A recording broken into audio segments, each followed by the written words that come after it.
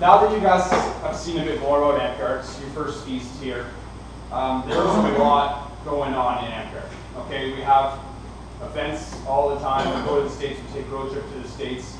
There's huge events. We even host events here, and in Edmonton, Kamloops, etc. All right. Our big events in winter coming up is Wind Chill. It's a 2 nights or 3 full days event in winter, so you sleep inside. And it's in Edmonton. I know it's a little far, but if you guys want to come out and feel more of this feast atmosphere and awards and games all day for multiple days in a row, board games at night, etc., then figure out who's coming up to Edmonton, because a few of you I know already are, and maybe hitch a ride. Come check it out, all right? Other than that too, we also do road trips to 1,000 Stars, which is a Principality event that's been running for probably a good decade, close to anyway. And that's in Spokane, which is 6.5 hours from here. So it's a decent road trip. And that's worth it too. It's a nice event. When is Kickstarter? It's going to be May. Gar is running it this year. And it's in Spokane. It's only a 7-hour drive. Yeah, I thought it was a 6.5, 7-hour drive. It's like a drive to Saskatchewan. Yeah, it's not very far this year. No, that's, you just need your passport. Oh, I'm going to get one because I have wanted to go to one. Perfect. So yeah, you need your passport to go across the border, but it's amazing. When you go to the States and you're in Amtgard, they treat you like your family there. It's because you go everywhere in Amtgard, you're basically part of the society, and they really appreciate when Canadians come by. And I'll be talking about that in a minute, so you can go visit. Don't forget the metric clock when you go down there too. The metric clock. Yeah, we got to. I'll call out Gwen on this one because I'm never going to let her down on this one. I have convinced Gwen once before that we used to run on a 10-hour clock. Because we run the metric system. Yes. And then when we switched to the 24-hour clock, we lost like 20 years. But anyway, that's another story you can do for me. I haven't tried that one. I think they've seen the pictures. Yeah.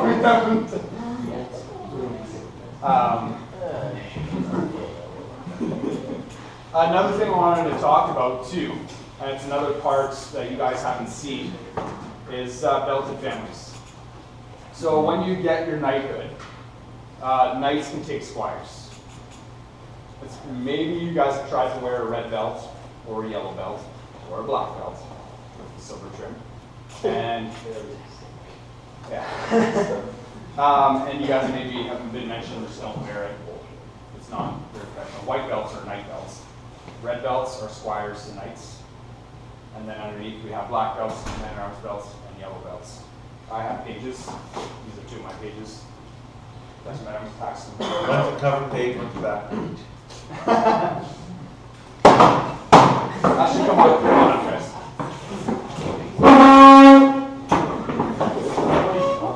What?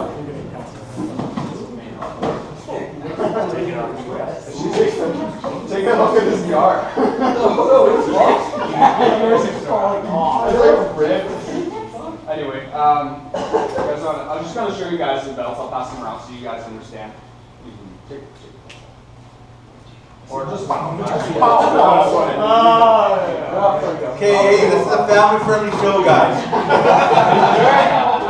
So you guys understand, this is how I work my belted family. Alright. Paxton is less of a fighter, he's a leader, he's the Baron right now of Western Winds. I make a belt that's much fancier than my fighting belt. I put my name on this one, but I train Iggy to fight, as you guys have seen him on the field fighting. He's been training over me. Paxton's taking leadership skills from me. I'm not as good as a leader as I am a fighter, but he's got some good tips from me. But you guys want to see anyone? Want to see the belts? See the belts back there? Want to see this one?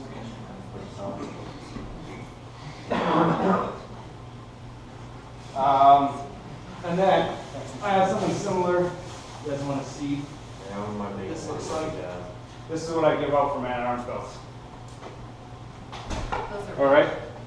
So Iggy. Today you guys get to see Iggy's no longer going to be called Cage Iggy. I made a new belt for him. He's been training with me every week. He won the tournament. this week. So today, I'm giving him his Man-at-Arms belt.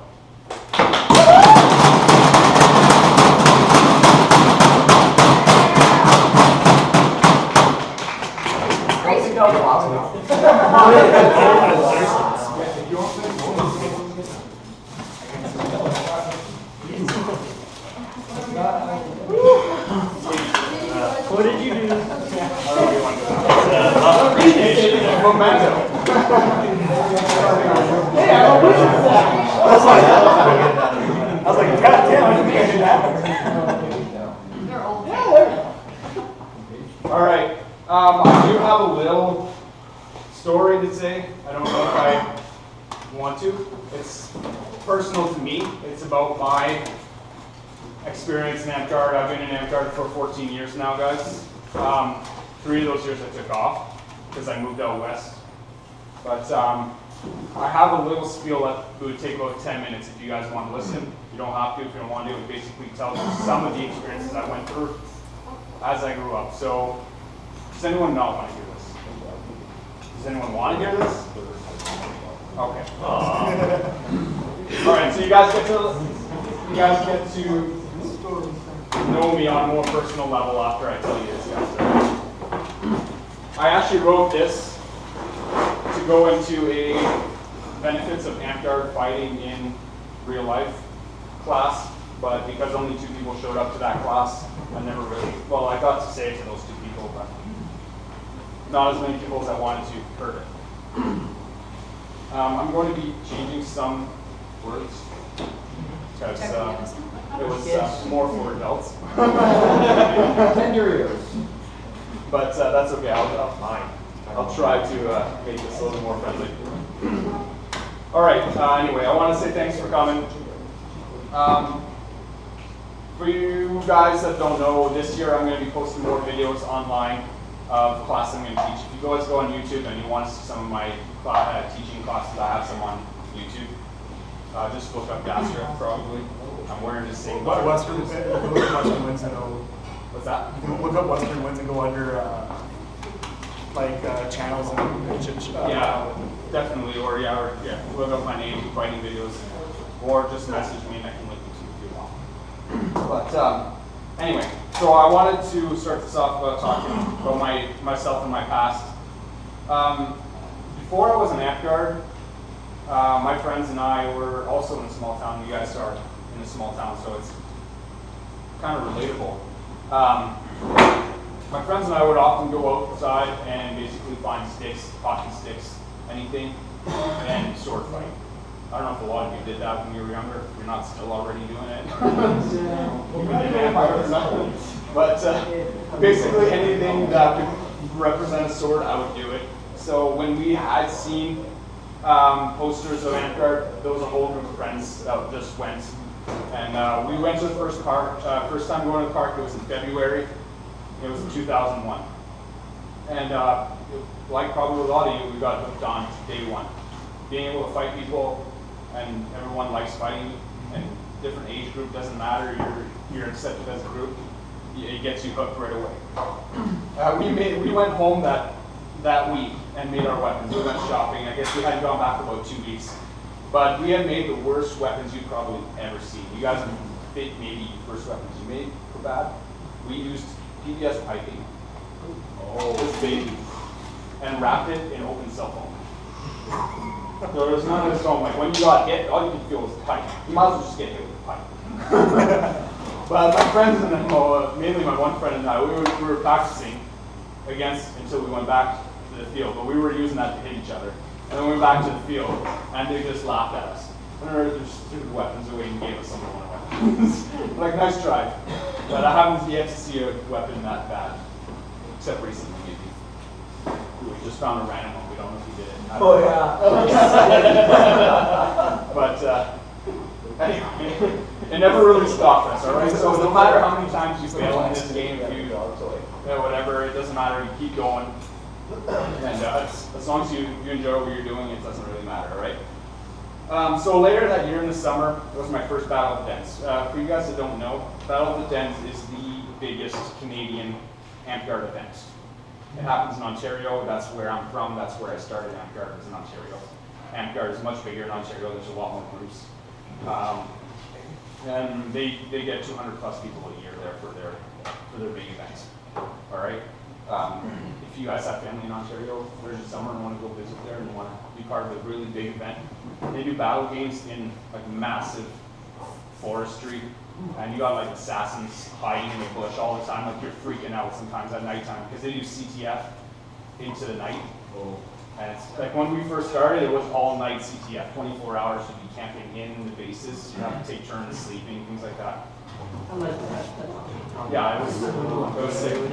My first battle events though didn't quite last all night. We went up to about 3 a.m. Still pretty good though. They don't last as long now, but yeah, they still last a good 6-8 hours. But anyway, I started getting better at playing and fighting. Out of all my friends, I'm the one that kind of got in more into the fighting. I was playing Barbarian mostly. A lot of my friends went to Wizard, Healer, etc. And I had just hit level 2. And that might not mean so much to you guys then, because level 2 required 15 credits, not 5. And 2, we were capped at 1 credit a week. So I was in the game for probably 6 months before I got it, 5 months before we went to battle events. Like it's not like I was able to go every week, but 15 credits. I just lit level 2 anyway. Anyway, there was about 40 people at that battle of Gems. It was 14 years ago, right? So, but it was an amazing event to me. I still have pretty big memories about it. Cyrus had come to me the day after the CTF. And yes, don't know too much about Cyrus, only some of the people that know where I started fighting from. But Cyrus then was one of the top fighters, if not the top fighter in Canada. And I guess he saw some potential in me, and he came to me and said he wants to train to fight me. I just have to be a slave. Slave. That's one of my words that I'm changing. All right, okay. There's a bit more service involved. Right. So there was without a doubt that I was going to accept his offer. I didn't care. He's going to train me to fight. I just have to do his everything, whatever. So later that night, we were all camped in an area. It was all a bunch of tents and stuff like that. And I guess Cyrus is a bit older than me, so I guess him and his friends were drinking and things like that. And his friends didn't believe that I was his slave. I guess he yells my name at the middle of the night. And he's like, Paul. I'm like, yeah. He's like, you're my slave, right? And I'm like, yep. And I said it with pride, right? It didn't matter to me. I was like, yeah, no problem. And then he said, see? And you can tell there was some pride in him. And then the rest of the guys just kind of laughed. So I was like, ah, whatever. Didn't care to me. But back then, Cyrus was a man-at-arms. He was one of the few people that had went to the American events. When you start getting belted in Canada, it usually comes from Americans because there was no knights. And like in Western Canada here, there's no knights in Western Canada.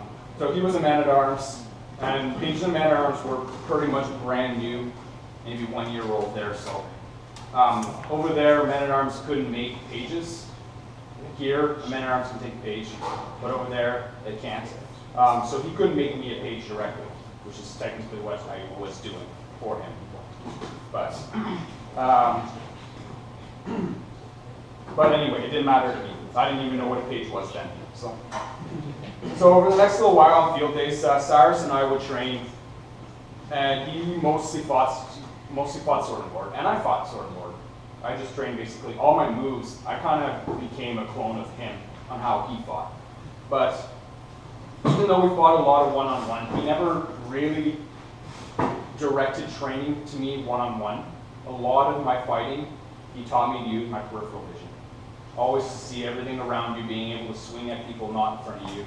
And that's why a lot of you may not see me on the field fighting multiple people, but when you do see me when I'm trying hard and there's a lot of people, you see me spinning around, blocking shots in my back, like everything. I can see, if you're there, I see you coming, I can kill you without looking and go this way. and I step this way, right? So it's just knowing everything, and that's what he trained me to fight. But after a while, knowing my path to being a sword knight and being one of the top fighters, I realized that the way that I like fighting, dish fighting, and fighting multiple people was kind of detrimental to my fighting one-on-one. So in the last couple of years, where most people have known me now, I've been strictly getting better at one-on-one fighting. And I try to do less line ditching anyway. So, anyway, I went through a lot of training with Cyrus. He smoked me in the eyes so many times that it's actually started to get funny to everyone else. Yeah, I also got hit in the nuts a lot. Yeah. They officially gave me the title of cock and goggles. That's how much it happened, all right? Maybe it was more of all my friends gave me that title. That's probably what happened. Sounds like people calling me arrow leader. I was a little bit prone then. I still am a little bit here prone now, but whatever. Anyway, while most of my friends that started no longer came with me, I was still there. They weren't there anymore. But just so you know more about how I was outside of Amtgard, I was really big into video games. Most of you guys are too, but I was just letting you know. I was very big into video games. So I didn't go to the field as often as I should have. I'm glad that a lot of you do go every week. You don't want to miss this great thing. But the one thing that really re-energized me to Amtgard is when we took a road trip to an American event. Now, this was huge at the time. Not only did I have to get my parents' permission because I was 2 years old, this happened about a year after 9/11. All right, and we were going through New York. So it was pretty tough. A lot of you guys might not remember exactly when 9/11 happened. Well, obviously you know the date, but how big it was then. It was huge. Oh yeah, it was monstrous. So yeah, to tell my dad that I want to go drive through New York to go fight with swords, and yeah, that was tough. But if you guys can convince your parents to let you go to an event, or you can get your parents to come with you, it's amazing. So we traveled down there, and basically you instantly get accepted by almost anyone. You're coming from the state, from Canada to the States, and it's a big family. Amtgard is a big society, big family. They will accept you almost instantly down there because you put the dedication just to go visit, and you're part of the society that they love so much, just as much as you do. All right. Plus, they seem to like Canadians a lot. Sir Darth and Sir Lucifer have offered to pick us up at the airport if we wanted to fly down. Like they on like day one. Yeah, like send us emails, be like, yeah, this event's coming up in a year from now. If you guys are flying down, I'll pick you up and spend the night at my place, and then we can go to the event that weekend. And he's done stuff like that, right? Yeah, Sir Lucifer's a cool guy. No, just to add, like our first event down the States, Sir Garth invited Tierney and myself and our family to their house for dinner on the way home. Yeah. Never knew us from Adam, and right off the bat accepted On our us way to in. Spokane, just talking in their house and they thought us. Props to Sir Garth. And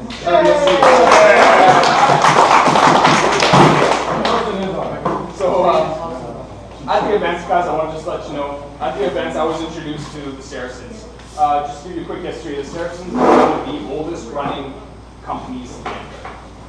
All right, there's a couple of them, the Templars, Torches, and one more that are really old, long-lasting companies. But when I went down there, after a couple times going down there, I ended up joining the Saracens. They run very much as a family, very similar to Amtgard as a whole. When you join the company, you're brother, sister, and it was really cool to join there. And that's where a lot of my respect came more into Amtgard because of how they treat people. A friend of mine, quote him, Andre Willett, also joined with me, and he was a really cool guy. He was much taller, he'd fight like really short sticks, but he'd have super long arms. So he could get into really weird areas, but he was really fun to fight. But anyway, like I said, they push family values, brothers, sisters, things like that, the Saracens. When I was with them, I made one really good friend for a long time. She was a knight, and her name was Willow. Rachel's her real name. But anyway, I can go on for hours talking about the Saracens. I'm not going to do that right now. Anyway, at some point in this time period, Cyrus had gotten his lord title. That's something else you guys might not be very aware of. There's nobility titles in Amtgard for leadership and things like that. I have my baron title, but there's lower ones too, but there's lord, and there's a whole list of them. You guys can take a look and go to work if you want to, or talk to me about it later. But anyway, as a lord title, allows you to take a page. So he took me as a page sometime after he got a lord title.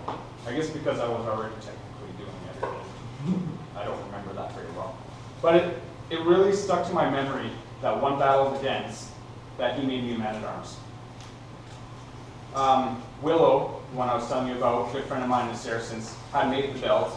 Don't have the belt here, should have. It was a really nice, intricate black with the red, which was Saracen colors, and it was a man-at-arms belt. So when he presented it to me, it was like, I remember all the area, where the tents were, everything, and it just stuck to my head, so it meant a lot to me. And around that same time period, I want to let you know that there was other Belgian family members that came in. Showen was another one, Jamie Clark, joined us in our trainings. A bit later, when Showen and I were both men-at-arms, we had a page brother that joined us. But anyway, by this time, there was a lot of good fighters. I just want to name them real quick in case you guys want to look up some history. There's Yoshido, who was one of the top fighters out of Monaco. He actually lives in Edmonton now, but he quit the game a while back. Balfour was the first Canadian knight. A little bit of history for you guys. Period. He was the first knight. Mark Albert's his real name. And then there's Lanky. Also Sir Godwin. He's the first Canadian sword knight, and he is my knight. So, a lot of respect. I trained a lot with Lanky. So, fighting at that point was starting to push everyone more and more.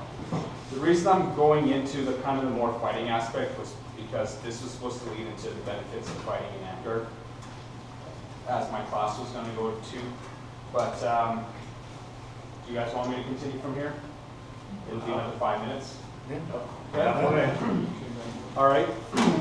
So as time went by, I kept fighting, and I never really thought myself training to become a top fighter. You guys see me now as a top fighter. A lot of you guys do.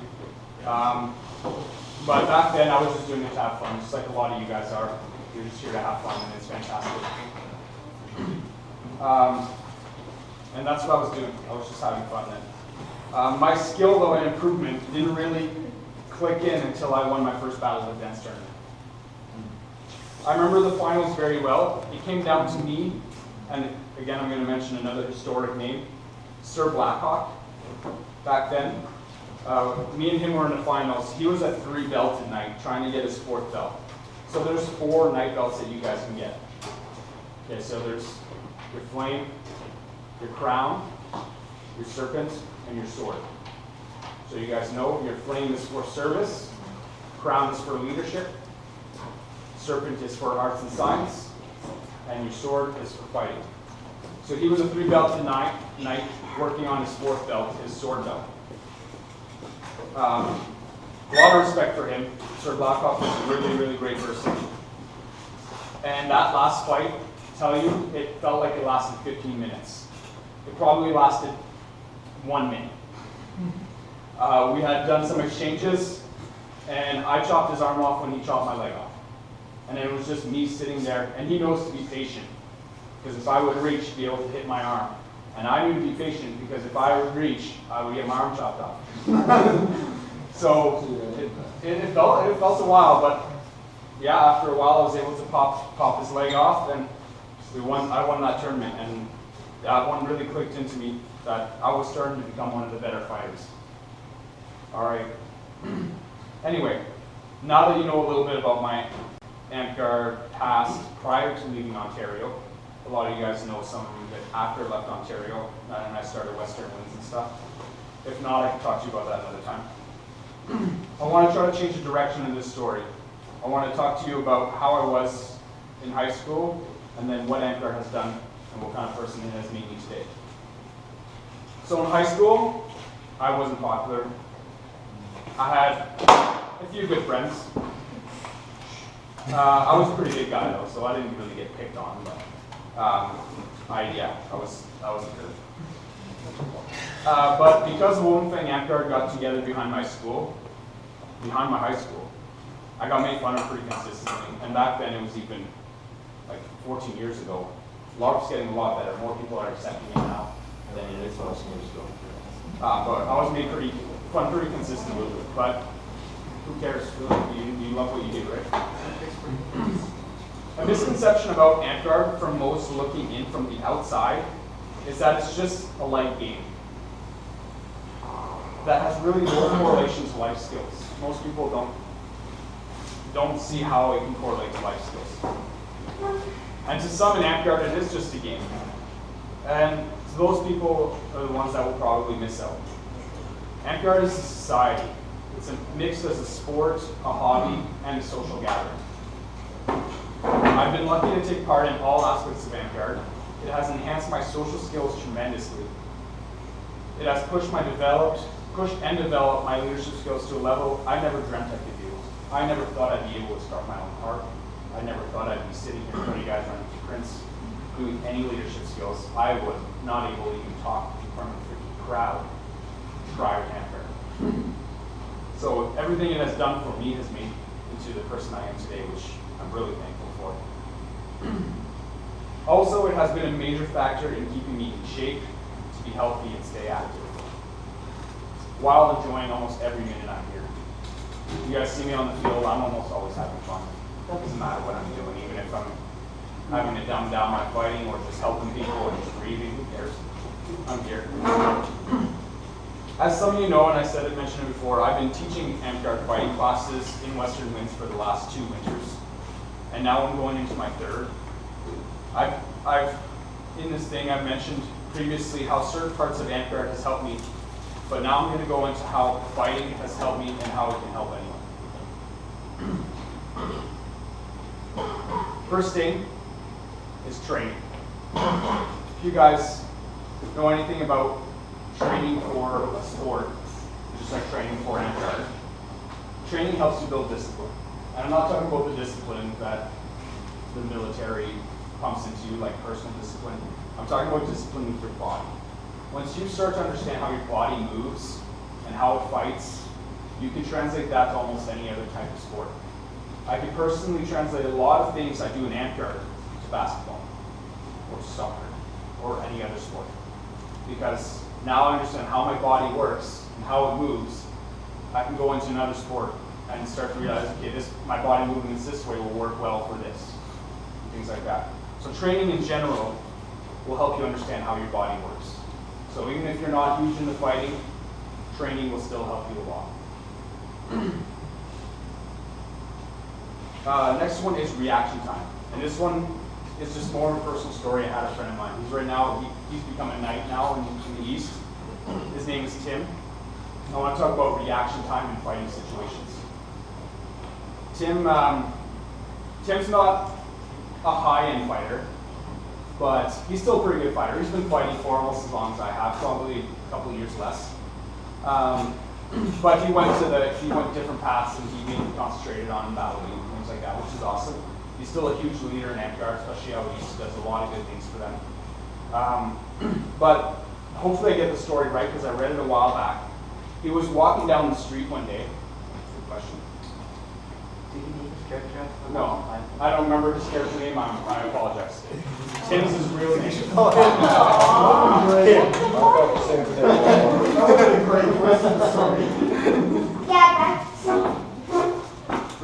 He'll probably yell at me for not remembering his character name. Or maybe he'll remember it by the end of this. Anyway, he was walking down the street in Sudbury, and a mugger came up to him, actually, and asked for his wallet. Hopefully I get the story right. So he just obviously refused. The guy, I guess, wasn't some monster that he was super afraid of, but the guy attacked him. So I guess the guy tried to swing at him, and Tim sidestepped, I guess kind of just quickly blocked, sidestepped, and the guy fell to the ground. Tim didn't run away, he just looked at him. And I guess the guy was so surprised as his reaction time just bolted. But anyway, he came back, and Facebook, I guess, was still newer then. He came back, posted on Facebook the whole spiel about the story and how thankful he was to Amtgard. He never had any previous martial arts experience or anything like that. Just that reaction time he got from Amtgard got him out of that situation. So it's kind of cool to see that actually work out in person for him. The third and final point I want to make about this is confidence. When you start to be confident about your ability in Amtgard, whether that's fighting or whatever you do in Amtgard, and you start to see results, it really impacts everything in your life. After I won that battle defense tournament I was talking about earlier, my confidence just started to grow. Some of you know, only some of you actually, I have a pretty big ego when it comes to fighting. No! Number one, yes! Someone as humble as you. Never reach your actual skill. This isn't even that responsible. You earned the ego. All right. I do apologize if it ever does offend anyone. All right. My ego is part of my positive mantra when I'm fighting. I always understand that I'm a good fighter, so I use my ego to kind of tighten myself up to fight. All right. So if it does offend you, then just don't take offense to it. Anyway, I wanted to mention this because confidence spreads to everything you do in Amtgard and outwards. It can help you in your personal life, your relationships, and at work. Everything you do, when you understand you have the confidence that you can go up to a certain level, and then you know how to surpass levels, it helps everything. So you may not realize it now, but your confidence will help you in the future. And that's where I believe that if you start getting better and better at one thing that you love to do, you can build that confidence, understand how to build confidence to spread to other skills. So anyway, I think I should close this up. Other than the obvious benefits to Amtgard fighting, like physical fitness, health fitness, going to the gym, right? You guys are playing outside, you know sometimes you get tired. I've mentioned the 3 positive aspects that can affect your day-to-day lives. So I hope that today I was able to show you that Amtgard as a whole can be much more than just a game. And really, it's your choice if you want to dive in and enjoy all of it. Thanks, guys.